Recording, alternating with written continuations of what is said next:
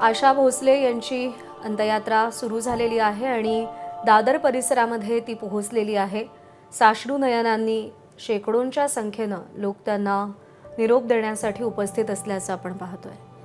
आणि इकडे शिवाजी पार्क परिसरात देखील आपण बघतोय सर्व प्रमुख नेतेगण, मुख्यमंत्री पोहोचले आहेत, उपमुख्यमंत्री पोहोचलेले आहेत, मंत्रीगण देखील आहेत इतर। आणि आता थोड्याच वेळात आशा भोसले यांच्या पार्थिवावर अंत्यसंस्कार केले जाणार आहेत।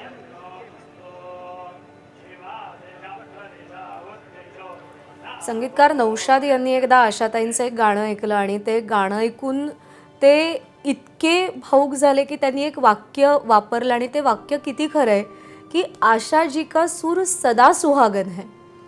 किती सुंदर शब्दात त्यांनी वर्णन केलं आणि किती तंतोतंत शब्द होते त्यांचे, खरे होते की आशा जी का सूर सदा सुहागन है। म्हणजे एखादी सौभाग्यवती जशी सालंकृत असते, सगळे अलंकार लेऊन ती आपल्या समोर असते, तिच्या चेहऱ्यावर एक आनंद असतो, तेज असतं, तसा सूर आशाताईंचा होता आणि नौशादजींच्या शब्दात तो आपल्या समोर आला।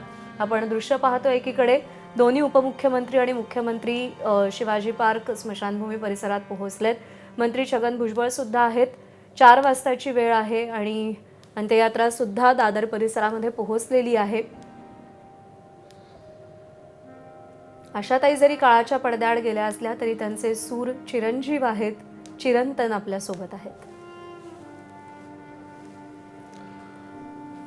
आणि दादर परिसरातून आता शिवाजी पार्क स्मशानभूमी इथे ही अंत्ययात्रा पोहोचेल, पार्थिव पोहोचेल आणि त्यानंतर तिकडे अंत्यसंस्कार होतील।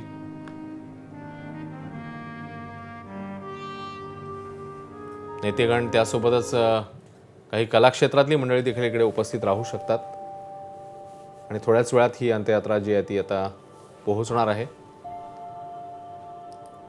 प्रसिद्ध संगीतकार राम कदम एकदा आशाताईंबद्दल अश्विन असं बोलले होते की बिस्मिल्लांच्या शहनाईची मिंड जिच्या गळ्यातून ऐकू येते ती आशाताई आहे। म्हणजे किती सात्विक, तेवढाच तो गोलाई असलेला असा सूर होता की ज्याच्यामध्ये गहराई होती, गोलाई होती आणि तेवढीच मादकता होती, मधोशी होती, मधाळपणा होता आणि माधुर्यही होतं।